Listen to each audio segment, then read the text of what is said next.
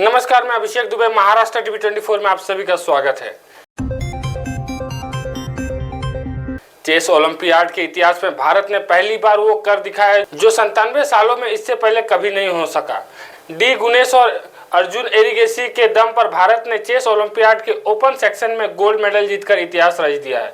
इसके अलावा महिला सेक्शन में भी भारत ने गोल्ड पर कब्जा जमाया है। दूसरी ओर गुनेश ने व्यक्तिगत इवेंट में भी गोल्ड दिलाया है। इस तरह भारत के 3 गोल्ड हो गए हैं।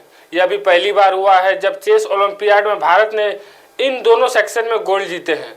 हंगरी की राजधानी बुडापेस्ट में खेले जा रहे 45वें चेस ओलंपियाड में गुनेश ने व्लादिमीर फोंडिसीव को हराया, जबकि एरिगेसी ने जान सेलेब को मात दी।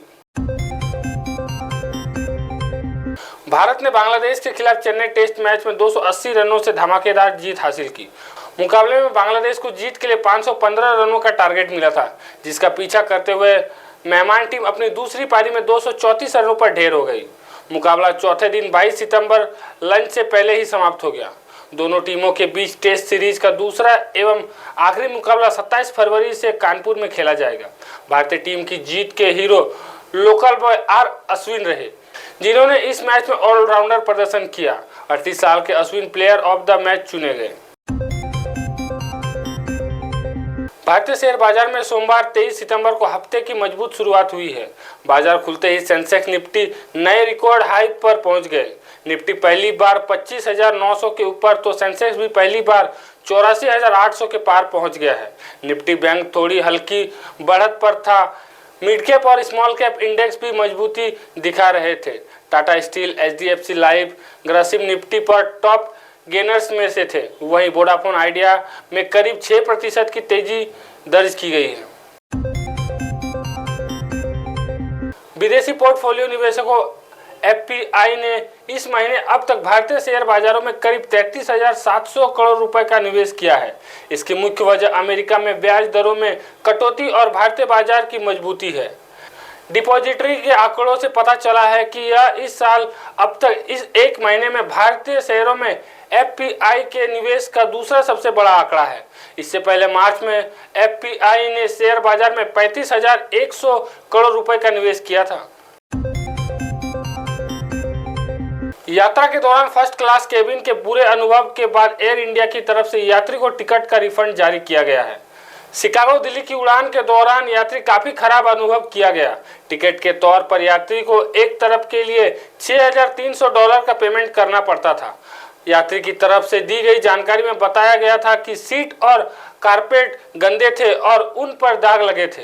15 घंटे की फ्लाइट के दौरान इन फ्लाइट मॉडल IFE काम नहीं कर रहा था। इतना ही नहीं, मेन्यू में दी गई चीजों में से भी काफी कम चीजें उपलब्ध थी। वोडाफोन आइडिया के शेयरों में आज 23 सितंबर को 8.5% से अधिक की तूफानी तेजी आई। यह तेजी इस खबर के बाद आई कि कंपनी ने नोकिया, एनिरिक्स और सैमसंग के साथ करीब 30,000 करोड़ लगभग $3.6 अरब की एक बड़ी डील साइन की है। यह डील अगले 3 साल तक नेटवर्क उपकरणों की सप्लाई के लिए की गई है।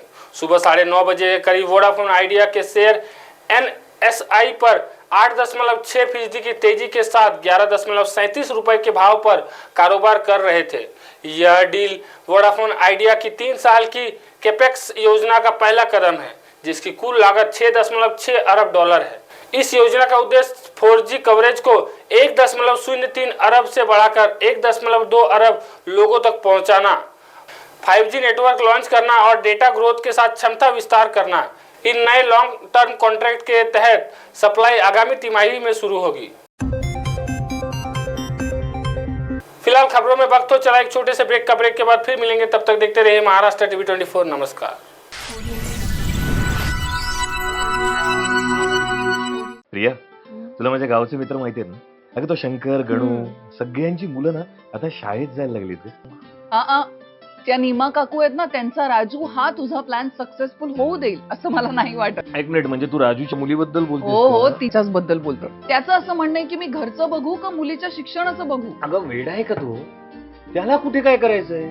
मुलीच्या शिक्षणासाठी मुलगी अगदी 18 वर्षांची होईपर्यंत महाराष्ट्र शासनाच्या लेक लाडकी योजनेमार्फत टप्प्याटप्प्याने शिक्षणासाठी पैसे दिले जाणार आहेत. अरे वा. आता हे ऐकल्यानंतर ना तो राजूच काय नीमा काकू पण नाव घालते की नाही बघ शाळेत.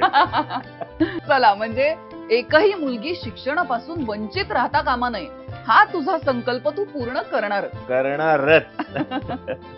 राज्यातील प्रत्येक सुज्ञ नागरिकांनी असा संकल्प केला तर शाळाबाह्य मुलींची संख्या शून्यावर आणता येईल.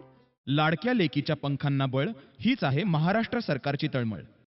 राजू दादाला मुलगी झाली, राजू दादाला. हो. मी तुला बोलले होते ना मुलगी होणार म्हणून. हा तू बोलली होती बर का. आता मी तुला 5,000 रुपये देणार आहे. हो मी पहिली शाळेत घातलं की 6,000 रुपये. आणि हो, जेव्हा ती 6वीत जाईल ना तेव्हा 7,000 रुपये आणि 11वीत जाईल तेव्हा 8,000 रुपये मी तिला देणार आहे. एवढंच नाही, ती 18 वर्षाची झाली की 75,000 रुपये द्यायला मी तयार आहे. एवढे पैसे आता तुम्ही सगळे मिळून माझी चेष्टा करताय ना? हा? काय?